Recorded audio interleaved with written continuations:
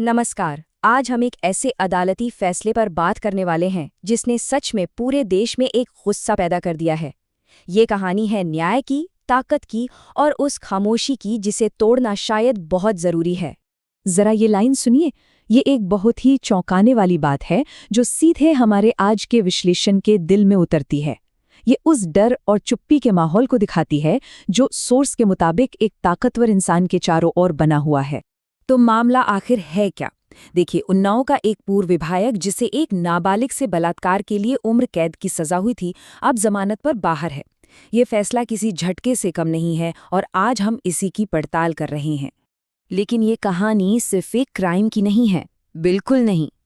Source के मुताबिक ये तो आतंक और जुल्म की एक बहुत लंबी और डरावनी दास्तान है जिसका सामना पीड़िता और उसके पूरे परिवार को करना पड़ा। अब जरा इस टाइमलाइन पर नजर डालिए।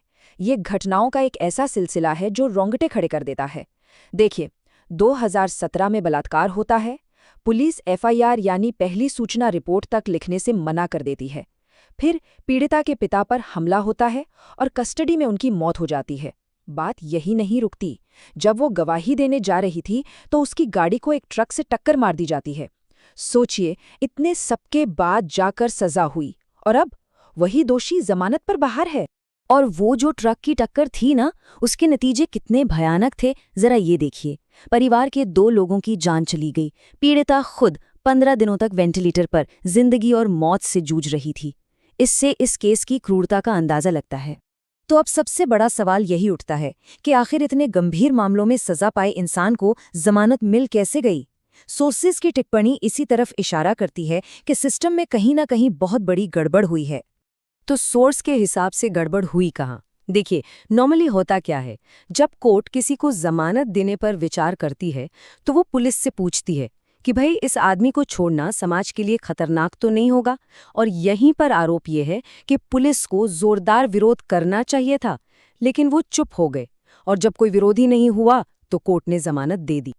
और इस स्लाइड से एक बात बिल्कुल साफ हो जाती है। सोर्स सिर्फ किसी एक इंसान या एक घटना पर उंगली नहीं उठा रहा, वो पुलिस, पॉलिटिकल सिस्टम और यहाँ तक कि जुडिशियल सिस्टम सब पर सवाल उठा रहा है। मतलब ये एक पूरे सिस्टम के फेल होने की तस्वीर है। अपनी बात को और वजन देने के लिए सोर्स एक बहुत तीखी तुलना करता है। वो कहते हैं कि अगर यही क्राइम दुबई जैसी जगह पर हुआ होता ना, तो अपराधी को सुबह तक फांसी हो चुकी होती। ये तुलना दिखाती है कि हमारे यहाँ इतने बड़े गुनाहों के लिए जो जवाबदेही होनी चाहिए वो शायद कहीं गायब है। अब हम आते हैं सोर्स के सबसे चौंकाने वाले तर्क पर। उनका मानना है कि इस पूरी हालत के लिए जो असली जिम्मेदार है वो है जनता, जो चुप है। 140 करोड़, सोचिए, 140 करोड़ लोग, ये हमारे देश की आबादी है। और सोर्स इसी बड़ी संख्या का इस्तेमाल ये बताने के लिए करता है कि इतने सारे लोग होने के बावजूद एक अजीब सी खामोशी है, एक डर है कि कहीं एफआईआर ना हो जाए, कहीं सोशल मीडिया अकाउंट ही ना डिलीट हो जाए। ये एक बहुत गहरी बात है। सोर्स का कहना है कि इतने बड़े अन्याय के सामने मोमबत्ती जलाने जैसे जो सांकेतिक विरोध हैं वो बहुत कमजोर हैं। वो उस संस्कृति की याद दिला रहे हैं जहां अन्याय के खिलाफ सीधी और मजबूत कार्रवाई होती थी, जैसे रावण की लंका जला दी गई थी। तो सोर्स के हिसाब से असल गुनहगार कौन है? वो साफ साफ कहते हैं, जनता की खामोशी। और वो खास तौर पर महिलाओं से अपील करते हैं कि वो इस मुद्दे पर और जोर से आवाज उठाएं। हाँ, ये एक विवादित नजरिया हो सकता है, लेकिन ये सोर्स के विश्लेषण का एक बहुत अहम हिस्सा है। तो ठीक है, इतनी निराशा के बीच क्या कोई रास्ता है? क्या कोई उम्मीद है? सोर्स इसका भी एक समाधान बताता है। और वो समाधान सोर्स के मुताबिक उसी जनता के हाथ में है जिस पर वो चुप रहने का आरोप लगा रहे हैं।